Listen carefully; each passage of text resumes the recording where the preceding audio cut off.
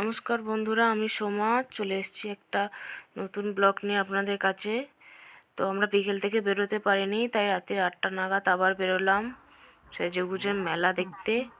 তো দেখুন, এখানে মেলার এসে গেছি, কিন্তু অর্ধেক দোকান সব বন্ধ।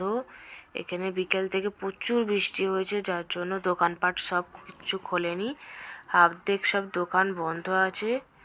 তো কিছু কিছু দোকান খুলেছে, তাই আমরা বেশিক্ষণ এখানে আর থাকিনি, প্রায় ঘন্টা দেড়েক মতো ছিলাম এখানে। তারপর আমরা হোটেলে চলে গিয়ে খাওয়া দাওয়া করে একটু শুয়ে পড়লাম। তো সকালে উঠে আবার স্নান যেতে হবে, সেই জন্য তো এখানে আমরা বেশিক্ষণ আর থাকিনি। দেখার মোটামুটি কিছুই নেই, সব দোকানপাট বন্ধ, তাই কেনাকাটাও কিছু করিনি। দেখছেন সব দোকানপাট বন্ধ। তো আমরা বেশিক্ষণ থাকিনি, চলে গেলাম বাড়ি। তারপর খেয়ে দিয়ে রেস্ট নিয়ে একটু, তারপরের দিন সকালে আবার আমরা ফ্রেশ হয়ে সেজেগুজে বেরিয়ে পড়লাম সমুদ্রে চান করতে যাওয়ার জন্য।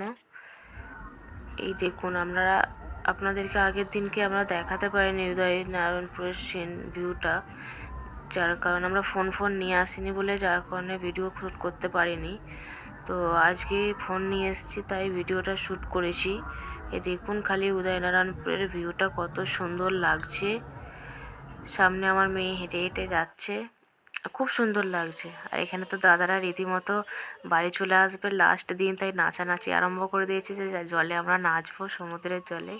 তো ওরা নাচছে, নেচে নেচে চান করছে, ঢেউ খাচ্ছে। তা আমি এখানে বসে কিছুটা ব্লগ বানালাম, একটু ভিডিও শ্যুট করলাম সমুদ্রের মধ্যে। ভয়ও করছিল যদি ফোনটা হাত থেকে পড়ে যায়, তো ফোন হাত থেকে পড়েনি।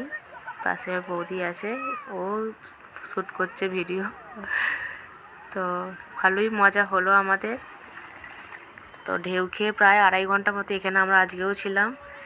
তারপরে বিকেলে হোটেলে চলে গেলাম, হোটেলে গিয়ে খাওয়া দাওয়া করে রেস্ট নিয়ে আবার বিকেলে রেডি হয়ে বেরিয়ে পড়লাম আমরা তালসারি যাওয়ার জন্য। এই যে তালসারির ভিউ, এটা কত সুন্দর লাগছে দেখুন খালি। এখানে এখন জল নেই, কিন্তু যখন জোয়ার আসে জলে ভর্তি হয়ে যায়।